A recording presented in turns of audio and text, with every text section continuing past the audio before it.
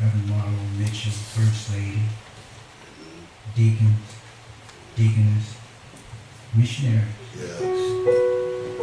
and members of Rising Sun. It is certainly a pleasure to be able to stand before you to bring forth a word today. First, I'd just like to say that to Earthling and family, I have a memory that will never leave me. My second visit to your home to visit Mother Thomas, to go see a lady that was frail and lying in a bed of affliction. And I stood there, but she reached her hand up and grabbed my hand and prayed for me. And it knocked me off my feet. Come on now. She prayed for me. I was humbled, broken down, tore down. And I thank God for that. Because that was the only second time I'd ever seen her. Godly woman. And I thank you, and I praise and glorify you, that you continue to stand that seed and be nourished by her memories and all that she's fed into you. She's no longer looking up at us, she's now looking down. Come on now. She's no longer on a bed of affliction. She's running around heaven all day. Come on now. Come on now. Amen. Amen. Amen. Our word comes. First, I'd like to come to the book of Samuel. 1 Samuel chapter 23, verse 14 and 15.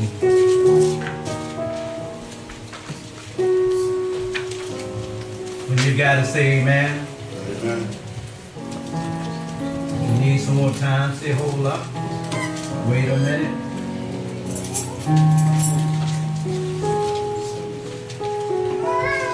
And David abode in the wilderness in the stronghold, and remained in a mountain in the wilderness of Zion. And Saul sought him every day, but God delivered him not into his hand. And David saw that Saul was come out to seek his life, and David was in the wilderness of Zeph in the woods. Psalms 13. David's prayers, Lord, how long wilt thou forget me, O Lord? How long wilt thou hide thy face from me? How long shall I take counsel in my soul, having sorrow in my heart daily? How long shall my enemy be exalted over me? Consider and hear me, O Lord my God. Lighten my eyes, lest I sleep the sleep of death. Lest my enemies say, I have prevailed against him, and those that trouble me rejoice when I am moved. But I have trusted in thy mercy. My heart shall rejoice in thy salvation. I will sing unto the Lord, because he hath dealt bountifully with me.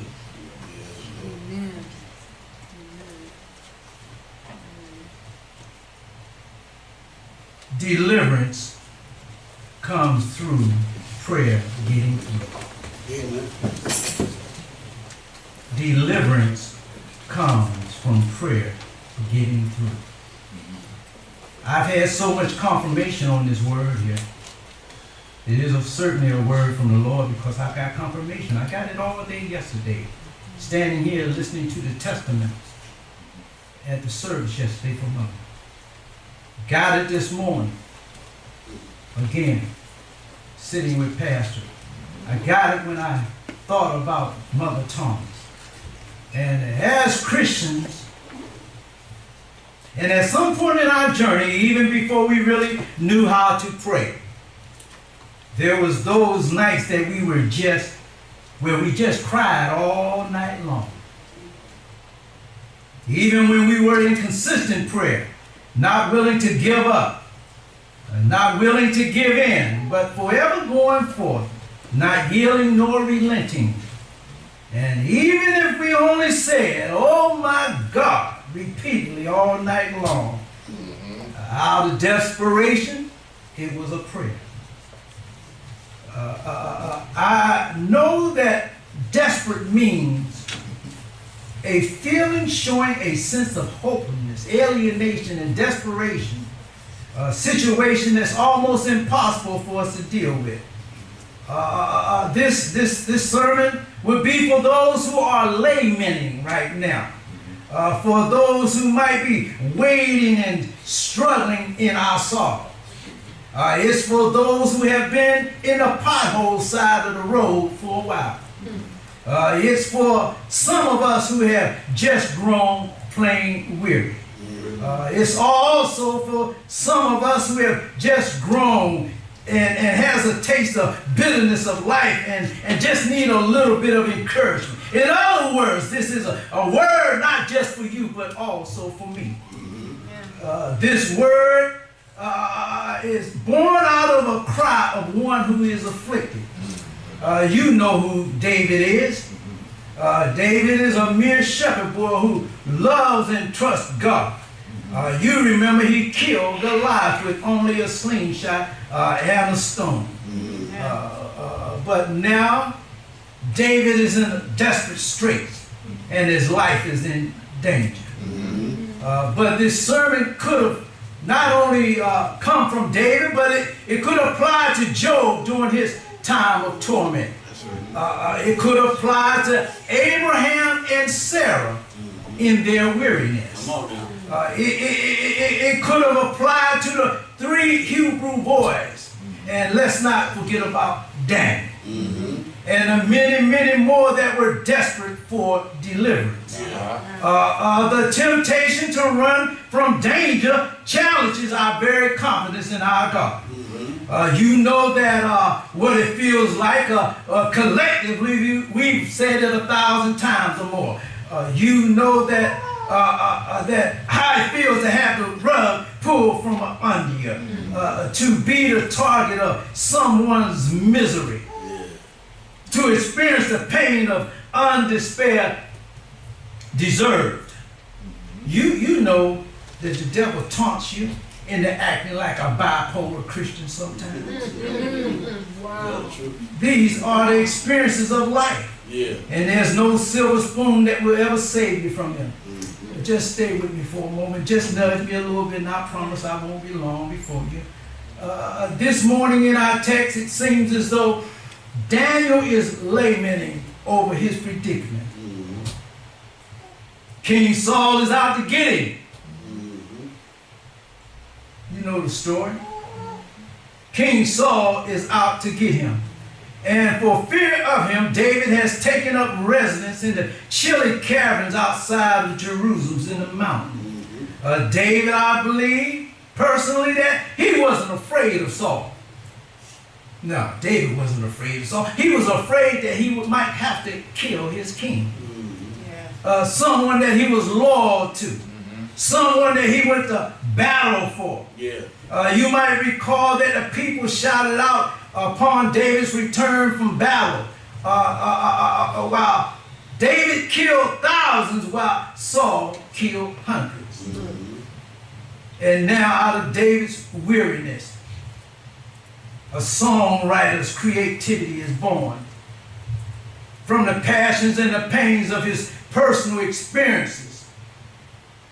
And so this psalmist reaches for his harp, and he strums a few chords, and he composes this sonata of rhetorical questions that has echoed out through many centuries as a symphonic salvic of solution for God's suffering saints.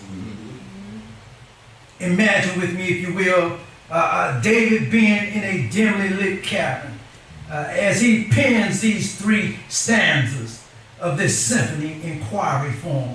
Quarry form is in questionable form. There are not curious questions, but out of a cavern-bound curator seeking to preserve his faith in God.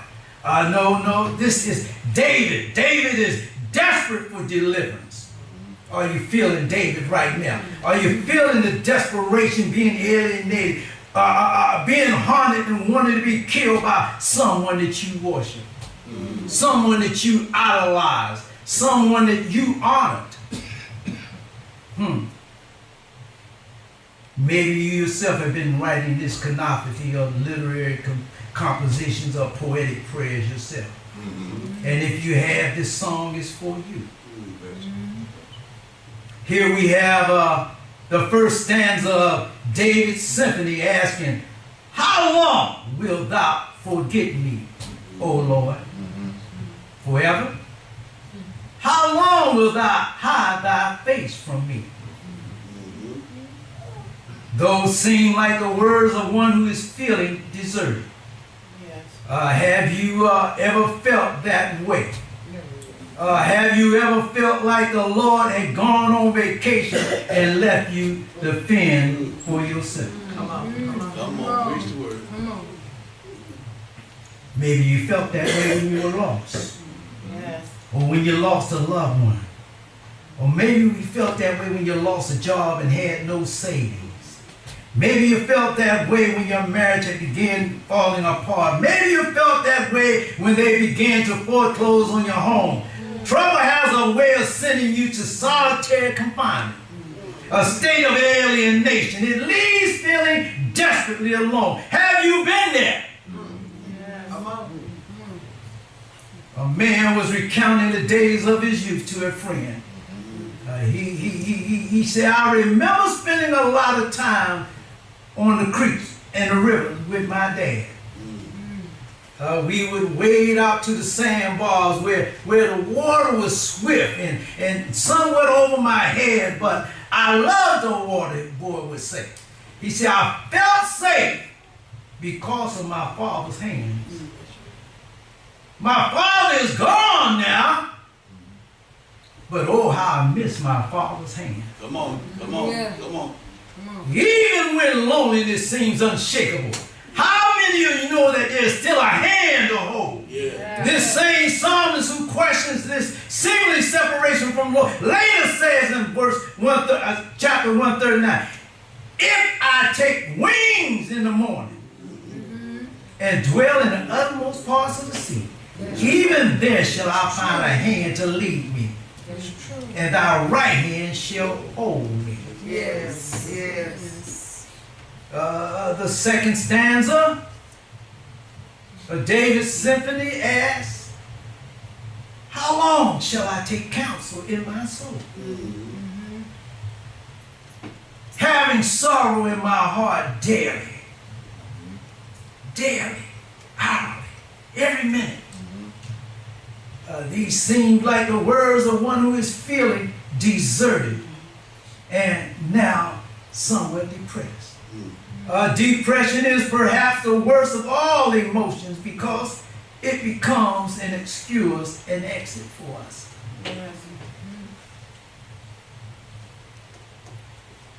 It obscures the exit for us. Even when the solution is right there in front of you.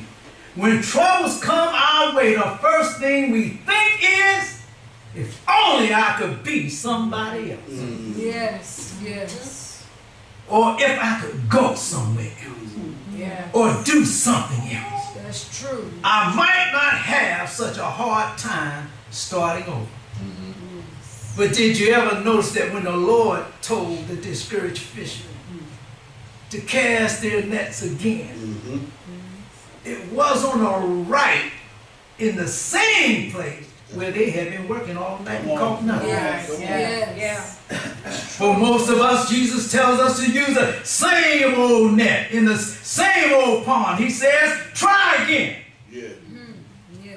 Don't give up. Do what I say. Try again. That's because he wants us to defeat our enemies rather than to run from them. He wants us to deal with those old temptations and overcome them. He He wants us to face those faults and to conquer them. He wants us to confront yesterday's trial again and again, today and tomorrow, until our soul finally takes over and says, I can do all things through Christ who strengthens me. Yeah. Go ahead. That's right. Yes. The third and final stanza of David's symphony to the Lord is, how long? How long shall my enemy be exalted over me? Mm-hmm. Those seem like words of one on top of feeling deserted and depressed. He is now dissatisfied. That's right. He loves the Lord, but he's unhappy right now. He feels like he's been left alone. This symphony now seems to reach its crescendo height of disillusionment.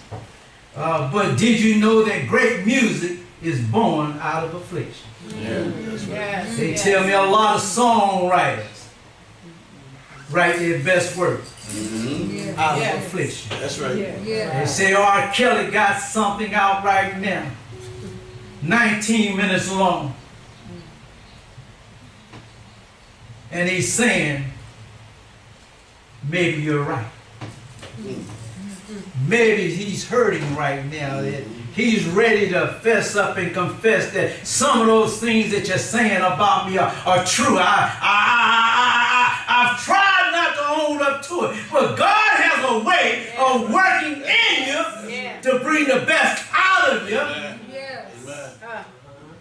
That's true. There's a fable is told of a little piece of wood that was complained, this wood complained bitterly why it was being whittled away at cutting it at full, with holes. You got a knife and you constantly, this little bit of wood is paining, and the owner just kept cutting, and as he cut little piece of wood, without all of this cutting, you would just be an old stick, ugly stick forever. You may think that I'm destroying you, but I am actually changing you into a flute. Whose music will comfort sorrowing hearts. My cutting is making you. My cutting is making you. Are you feeling deserted? Are you feeling depressed and dissatisfied? God is making you. Malachi 3:3 says that, and he shall sit as a refiner and a purifier of silver. Like the silversmith who heats the silver to remove all imperfection, God is working to perfect your image. And like the silversmith who knows the process is complete when he can see his own image reflected in the silver, God knows you are complete when he sees your reflection of his Son in you. When God sees the reflection of his Son in you, who better are you to emulate? David's questions aren't over. He has sung his 3 stanzas, but the symphony is not complete. The crescendo needs a chorus. Reminding and remembering at the beginning of this message, I said that David was asking 3 rhetorical questions. Rhetorical questions are questions that do not need or expect an answer. That's true. David didn't need an answer because he already had his answer. And he concludes his symphony with those answers in heartwarming chorus of praise. At the height of his prayer for God's intervention, David sings with bold acclaim that he trusts God's mercy and rejoices in his salvation. That, my dear saints, is how we get through trials like the life of trials. We sing God's praises in the midst of our storms and trust his mercy to bring us through. Like the Hebrew boys in the fiery furnace, our steadfastness is only surpassed by God's grace and God's mercy. We are more than conquerors. We know that if our earthly house is a tabernacle where where it can possibly dissolve. We have another building. We have a building of God. A house not made of hands, eternal in heaven. That's in 2 Corinthians 5:1. I mean, and if you want peace eternally, I mean, like you want it on your job, you need it in your home, you want it in your church, peace in your walk and in your talk. And if, like David, you are desperate for deliverance, and if you're feeling deserted, I've come to tell you that there's a hand that you can hold. That's right. And if you are depressed, Jesus says, cast your net again. But this time, trust in me. That's right. That's right. And if you are delusioned, remember that with every cut, God is making you. Yeah. He's molding you into the image of his Son, Jesus Christ. And it's Christ that can turn your tragedies into triumph. All right.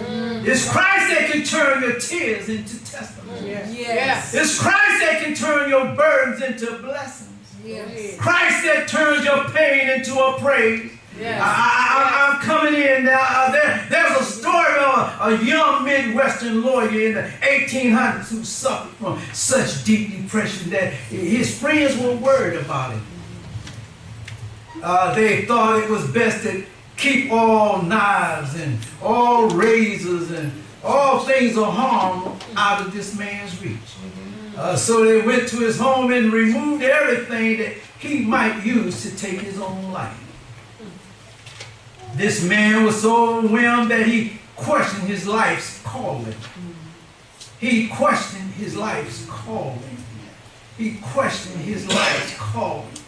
And the prudence of even attempted to follow through. He was giving up, he was giving up, he was giving up. During that critical time in his life, he wrote, I am now the most miserable man living. Whether I shall ever be better, I cannot tell. I awfully forebode, I shall not. These were the words of a young man slipping into deep despair. But somehow, from somewhere, this man reached up and God's right hand held him. Who was this young man? This young man was Abraham Lincoln, who went on to do great things while being held by the hand of God. Say Moses told Joshua and the Lord, say the Lord will be with thee. He will not fail thee, neither forsake thee. Fear not, neither be dismayed. When Moses died, God told Joshua, have not I commanded thee? Be strong and be of good courage. Be not afraid, neither be dismayed, for the Lord thy God is with thee.